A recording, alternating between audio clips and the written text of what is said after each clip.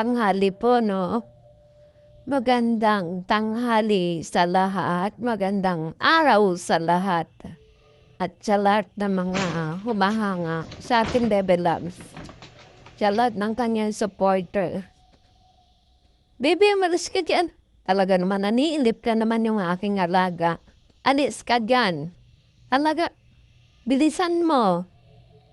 Diyos ko, talaga itong mga alaga ko. Hindi pwedeng hindi extra.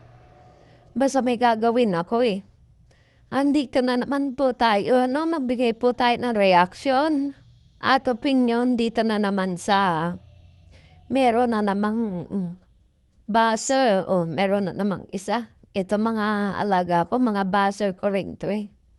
Meron na namang buzzer na nakapasok dito kay Bebe Loves na sa kanyang blow up at talagang tiningnan ko yung niya. Tiningnan ko yung profile niya. Medyo may edad na rin. Kasi,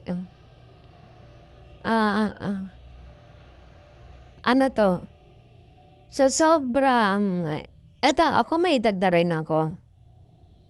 May edad na rin ako. Pero, meron kasing may edad na hindi nila nagigets kung ano yung mga teenager na yon.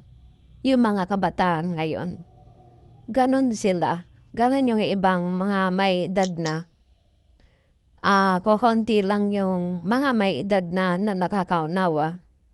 Meron kasi akong kilala na ganyan din ako ugali. Talagang lagi niyang pinupuna bawat galaw ng kilala ko. Bawat kilos pinupuna niya. So, itong buzzer na to, ganun din. Lahat ng galaw ni Bebe Loves, pinupunan niya. Ito po, basahin po natin yung niya. Basahin natin yung sinabi niya ito. Mag-iba ka naman ang content. Lagi na lang ganyan. Nang aakit at pa-cute kay Sir Ba o kay Toots. Ay, grabe siya. Tinding niya. Masyado advance ang utak niya. Advance na bulok. Ganun. Grabe siya. Antay din niya magsalita. Paano yun? Yung ganong, ba ni Bebe Loves content pang-aakit ba yun? Hello? Bakit siguro nung kabatahan niya, pag nagaganan siya, siguro nangaakit siya. Di ba? Ano lang, sabi ko lang, kasi bakit yung ganon ang nasabi niya? Ganon ba siya dati? Bakit alam niya? O bakit nasabi niya? Diba? Wala naman kay Bebe Loves yun kasi ganon talaga yung mga uso ngayon eh. Ganon yung mga, ngayon ang mga kabataan. Naku, talagang mga buzzer, talagang walang magawa sa buhay, Diyos ko. At basahin natin itong mga sagot sa kanya ng ating mga kalagan. Sabi niya, matanda ka na, walang pinagkatandaan. Dapat sa'yo kinakasuhan din. Inaano ka ba ni Chris na? Kung mapakyut man si Chris na, anong pake mo? Tama nga. Yung sabi ni Chris na, tayo mga buzzer, matulog na lang at wag gumising. Sinabi nga ni Bebe Loves yun dati pa sa live niya. Sabi niya, wag kang mag-comment nang hindi mo napanood ang unang vlog ni Sir. Walang ugali ganyan, basayahin lang na bata, baka ngayon pa kayo sa PB team, kaya ganyan kayo mag-comment, dahan-dahan kayo sa pag-comment. Oo nga, siguro ngayon lang siya nakapanood, kaya ganun. At saka yun nga, sinabi ko, yung ibang kasing medyo may edad na. Talagang hindi na matanggap yung mga galawan ng kabataan ngayon. Kasi ba, sobrang istrikto ng mga magulang natin, mga lola natin, ganon. Siguro naabot nila yung panahon na yon kasi nga matanda na to. Kaya ganyan siya magsalita. Ngayon po, etong sa base, ngayon, iba na. Kasi ngayon wala namang, as long as wala kang ginagawang masama sa kapwa, ayaw mo Kaya mong sumayaw diyan, kaya mong kumilos diyan kung anong gusto mo na wala ka namang inaapakan tao, 'di ba? Gano'n. Sana, nag-ano muna siya, nag-isip muna siya or wala ba siyang apo? Wala ba siyang hindi na anak, siguro yung anak niya may edad na rin, apo na lang. Kasi ganyan ang galawan ngayon ng mga kabataan, lalo na 'pag nagtotoktok ka, yung toktik, 'di ba? Ganyan ang mga galawan, talagang makikita mo yung mga artista, nakikita ko mga ganyan, eh.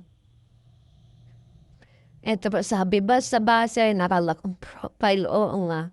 Kasi ayaw nilang takot kasi sila din na nambaba siya pero, takot din silang babas, 'di ba?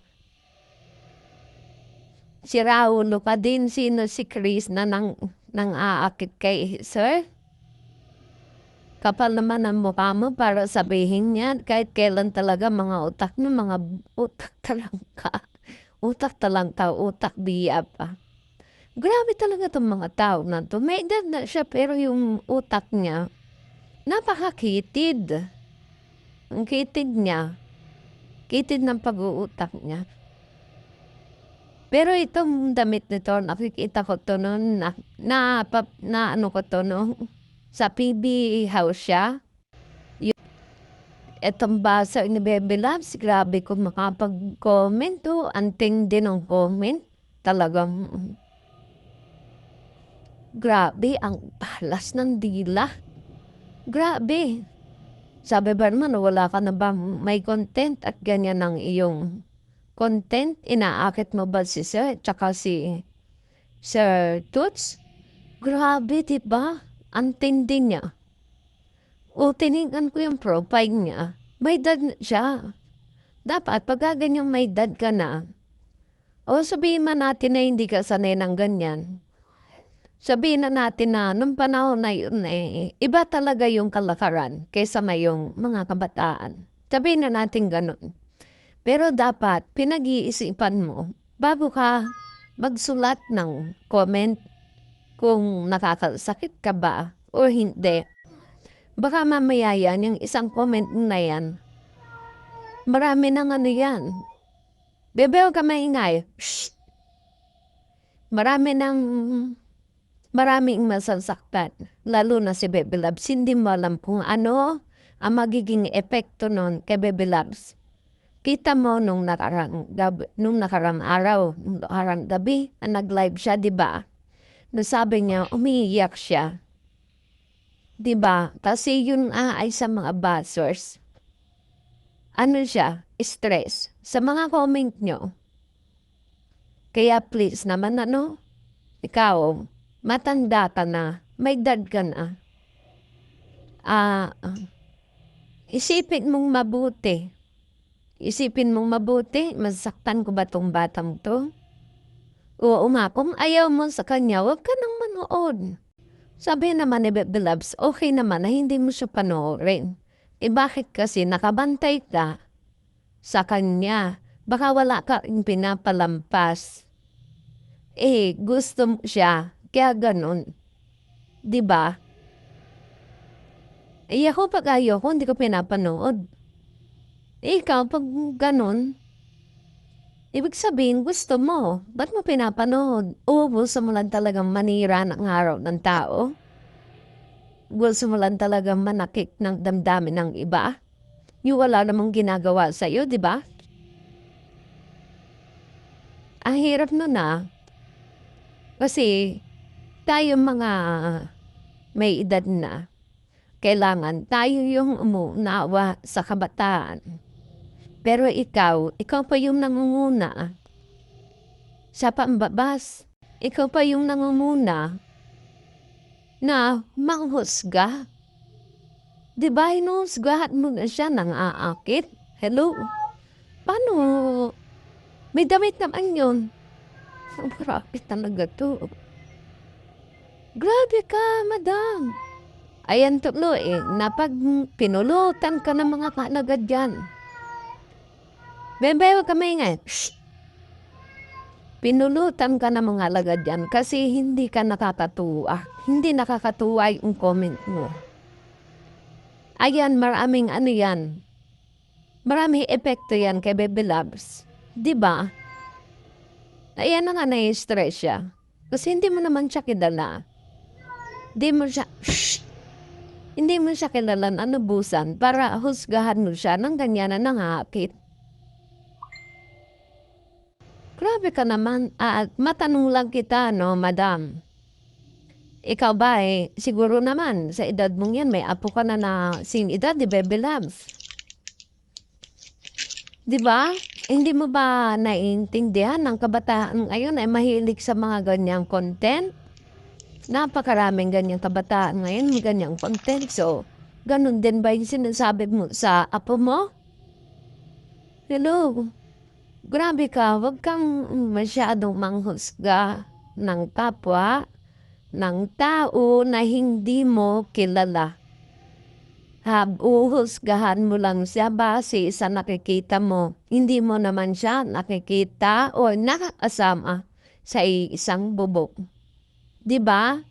Antindi mo. Tumahimik ka na lang, wag ka nang manood kung ayaw mo. O, i-hide mo. O kung gusto mo para hindi makita, i-block mo. Yun lang naman ang solusyon doon. Para hindi mo makita, i-block mo. Ganun lang naman. Ganun ang ginagawa ko. Pag ayoko makita yung isang tao, sa TikTok, at dami ko nabablock doon. Kasi ayoko. O ganun din gawin mo. Para hindi ka na magkasala. Naku po, Jesus.